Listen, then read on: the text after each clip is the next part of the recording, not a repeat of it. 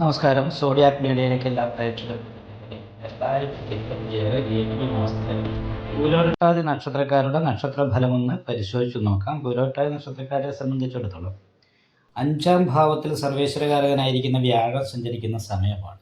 അതുകൊണ്ട് തന്നെ നല്ല ദൈവാധീനമുണ്ട്. ഭാഗ്യാധിപതി ഭാഗ്യസ്ഥാനത്തേക്ക് ദൃഷ്ടി ചെയ്ത് സഹായസ്ഥാനത്താണ് നിൽക്കുന്നത്. അതുകൊണ്ട് നല്ല ഭാഗ്യങ്ങൾ അനുഭവിക്കാനായിട്ടുള്ള യോഗമുണ്ട്. കർമാധിപതി രക്ഷാസ്ഥാനത്താണുള്ളത്, ലഗ്നാധിപതിയോട് ചേർന്നാണ്. അതുകൊണ്ട് പോലീസ്, പട്ടാളം, നിയമവുമായിട്ട് ബന്ധപ്പെട്ട മേഖലയിൽ തൊഴിലെടുക്കുന്നവർ, അതുപോലെ കെമിക്കലുമായിട്ട് ബന്ധപ്പെട്ട് ഇരുമ്പ് വസ്തുക്കളുമായിട്ട് ബന്ധപ്പെട്ടിട്ട് ഒക്കെ ജോലി എടുക്കുന്നവർക്ക് വളരെ നല്ല അനുകൂലമായ സമയമാണ്. അതുപോലെ രാഷ്ട്രീയ പാർട്ടിക്കാർക്ക്, നിയമം കൈകാര്യം ചെയ്യുന്ന കളക്ടറേറ്റ് പോലെയുള്ള മേഖലയിൽ തൊഴിലെടുക്കുന്നവർക്കൊക്കെ അനുകൂലമായിരിക്കുന്ന ഗുണഫലങ്ങൾ അനുഭവിക്കാനായിട്ട് യോഗമുള്ളൊരു മാസമാണ്. എന്നാലും ധനകേകതനോ എന്ന് പറയുന്ന യോഗം ചെയ്തിട്ടാണ് 2 ചൊവ്വ നിൽക്കുന്നത്. അപ്പോൾ അത് കാരണം കൊണ്ട് അപക്ഷ്യമായ വസ്തുക്കൾ ഉള്ളിൽ ചെല്ലാൻ ഇടവരിക. നല്ല ഉദ്ദേശത്തോടു കൂടി സംസാരിച്ചാലും കേൾക്കുന്നവർക്ക് അപ്രിയമായിട്ട് തോന്നുക. നമ്മൾ നുണ പറഞ്ഞു, കളവ് ചെയ്തു എന്നുള്ള പേര് കേൾക്കാൻ ഇടവരാൻ സാധ്യതയുള്ള സമയമായത് കാരണം കൊണ്ട് ഒന്ന് നല്ല രീതിയിൽ ശ്രദ്ധിച്ച് മുന്നോട്ട് പോകേണ്ട ഒരു സമയമാണ്.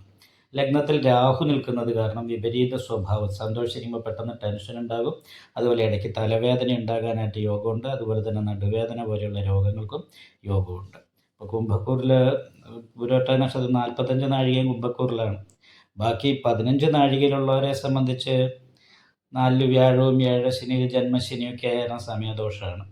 അത് കാരണം കൊണ്ട് പൂരോട്ടാതി നക്ഷത്രത്തിൻ്റെ അവസാനത്തെ 15 നാഴികയിൽ ജനിച്ചവർ വിഷ്ണു ക്ഷേത്രത്തിൽ നെയ്വിളക്കും ഭാഗ്യസൂക്താർച്ചനയും ചെയ്യുകയും അതുപോലെ തന്നെ ശനീശ്വരന് നീരാഞ്ജനം വഴിപാട് ചെയ്യുകയും ദേവീക്ഷേത്രത്തിൽ ഗുരുതി പുഷ്പാഞ്ജലി, നെയ്വിളക്ക്, ഗണപതി ഹോമം, ശിവക്ഷേത്രത്തിലെ ധാര, പിൻവിളക്ക് മുതലായിട്ടുള്ള വഴിപാടുകളൊക്കെ ചെയ്ത് നന്നായിട്ട് പ്രാർത്ഥിക്കുന്നത് നന്നായിരിക്കും. പൂരോട്ടാതി നക്ഷത്രത്തിൽ ആദ്യത്തെ 45 നാഴികയിൽ ജനിച്ചവരെ സംബന്ധിച്ചാണെങ്കിൽ നാഗപൂജയും നവഗ്രഹ പൂജ ചെയ്യുന്ന ക്ഷേത്രത്തിൽ കേതുപൂജയും ചെയ്യുന്നത് ഉത്തമമാണ്. കാരണം എന്നാൽ എന്തിനേലും ഇറങ്ങി പുറപ്പെട്ടാൽ ആദ്യം ഒരു തടസ്സമാണ് മുന്നിൽ വരിക. ദൈവാധീനം ഉണ്ടെങ്കിൽ പോലും കാര്യതടസ്സത്തിന് പരിഹാരമായിട്ട് നവഗ്രഹ പൂജ ചെയ്യുന്ന ക്ഷേത്രത്തിൽ കേതുപൂജ ചെയ്യുന്നത് നല്ലതാണ്.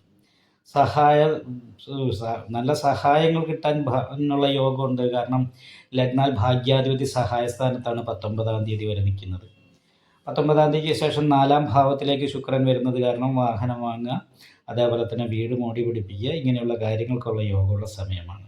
എന്നാലും സാമ്പത്തികമായിട്ട് കുറച്ച് ഞെരുക്കം അനുഭവപ്പെടാൻ സാധ്യതയുണ്ട്. 2-ാം ഭാവത്തിൽ ശനിയും ചൊവ്വയൊക്കെയാണ് നിൽക്കുന്നത്. അപ്പോൾ അഗ്നികാരഗ്രഹമായിരിക്കുന്ന ആദിത്യനും ചൊവ്വയൊക്കെ 2-ൽ നിൽക്കുമ്പോൾ എത്ര പണം കയ്യിലുണ്ടെങ്കിലും അതൊന്നും ഉദ്ദേശിക്കുന്ന രീതിയിൽ തികഞ്ഞു എന്ന് വരില്ല. അപ്പം അങ്ങനെ ഒരു പ്രശ്നമുണ്ട്. മാത്രമല്ല ലഗ്നാധിപതിക്കുന്ന മീനൻ രാശിയിലാണ്.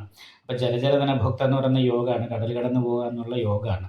പക്ഷെ അവിടെ ചൊവ്വയും സൂര്യനോടും ചേർന്ന് നിൽക്കുന്ന ശനി ബന്ധനദോഷം എന്ന് പറയുന്ന ഒരവസ്ഥയുള്ളത് കാരണമുണ്ട് ആഗ്രഹിക്കുന്ന രീതിയിൽ ഒരു കാര്യവും നടത്താൻ പറ്റാത്ത രീതിയിലായിരിക്കുള്ള അവസ്ഥയിലൂടെ കടന്നു പോകാനായിട്ട് സാധ്യതയുണ്ട്. കാരണം 2-ാം ഭാവത്തിൽ ചൊവ്വയും ശനിയാണ്. അപ്പോൾ ഏപ്രിൽ മാസം ഇത്തിരി വിദേശത്ത് ജോലി ചെയ്യുന്നവർക്ക് ഇത്തിരി പ്രശ്നമാണ്. പിന്നെ നമുക്കറിയാമല്ലോ ഈ യുദ്ധം അതുപോലെയുള്ള പ്രശ്നങ്ങളൊക്കെ നന്നായിട്ട് ബാധിക്കാനുള്ള സാധ്യതയുണ്ട് പലർക്കും. അപ്പോൾ ആ ഒരു രീതിയിലുള്ള വിഷയങ്ങളുണ്ട്.